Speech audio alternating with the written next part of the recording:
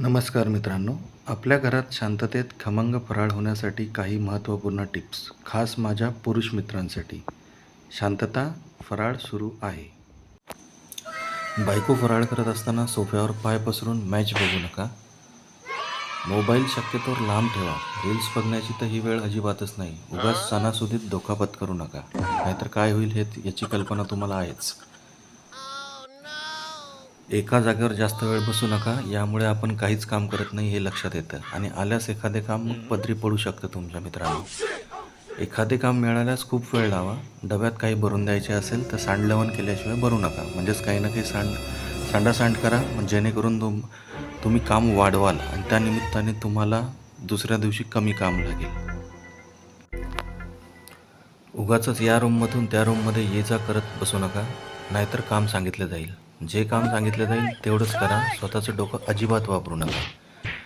चव बघायला मिळेल तेव्हा चेहऱ्यावरचे हावभाव बदलत चव बघा. निर्विकार चेहऱ्याने चव बघू नका, नाहीतर ऐन सणासुदीत सगळीच चव घालून बसाल.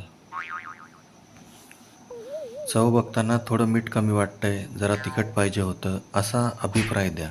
सगळंच छान झालंय असं एकदम म्हणू नका, नाहीतर काहीतरी गडबड आहे हे स्पष्ट जाणवेल तुमच्या चेहऱ्याकडे बघून. मी जे म्हणतोय ते तुम्हाला माझ्यापेक्षा जास्त समजत असेल. मी काही मदत करू का हे वाक्य दिवसा कमीत कमी ताशी 4 वेळा तरी म्हणा. किती दमतेस तू हे वाक्य वेळ पाहून म्हणा आणि ब्राउनी पॉईंट्स मिळवा. लाइटिंगच्या माळेचा गुंता सोडवण्यात खूपच वेळ घालवा, जेणेकरून तुम्ही कामात आहात असे वाटेल व इतर कामांपासून तुमची सुटका होईल.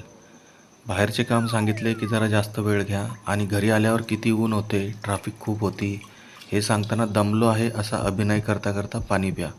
म्हणजेच पुरुषांची ही कामं महत्त्वाची असतात याची जाणीव समोरच्याला होऊ द्या. बायको कुठे बाहेर गेली असेल किंवा घरात नसेल तर अजिबात कोणत्याही कामाला हात लावू नका.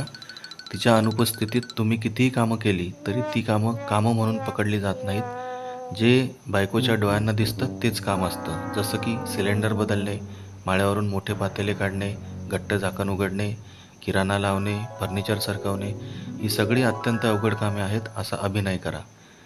सर्वात महत्त्वाचं मित्रांनो, या दिवसांमध्ये मित्रांबरोबरच्या पार्ट्यांची ही वेळ नाही. जरा धीर धरा. विशेष म्हणजे सोन्या चांदीच्या दुकानाच्या जवळून जाताना गाडी जोरात चालवा, म्हणजेच तेवढाच तुमचा खिसा भरलेला राहील. प्रत्येक गोष्टीला हो, चालेल, बरं आहे, ठीक आहे, घेऊया आपण असे म्हणत राहा. म्हणजे घरातील वातावरण आनंदी राहील व सणासुदीचे दिवस तुमचे आनंदात पास होतील. या दिवसात बायकोचा मूड हा सेन्सेक्स सारखा असतो. खूप उतार चढाव होऊ शकतात. तो अप ट्रेंडमध्ये असेल तर फायदा करून घ्या आणि डाऊन ट्रेंडमध्ये असेल तर अजिबात रिस्क घेऊ नका. सांभाळून व्यवहार करा. तिने केलेल्या फराळाची तुलना कोणाशीही करू नका. संध्याकाळी बाहेर जेवायला जा किंवा ऑर्डर करा.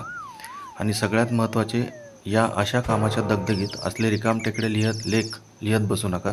हे सर्व वाचता वाचता तुमचे लाडू वळून झाले असते. धन्यवाद मित्रांनो आणि सर्वांना दिवाळीच्या खूप खूप शुभेच्छा.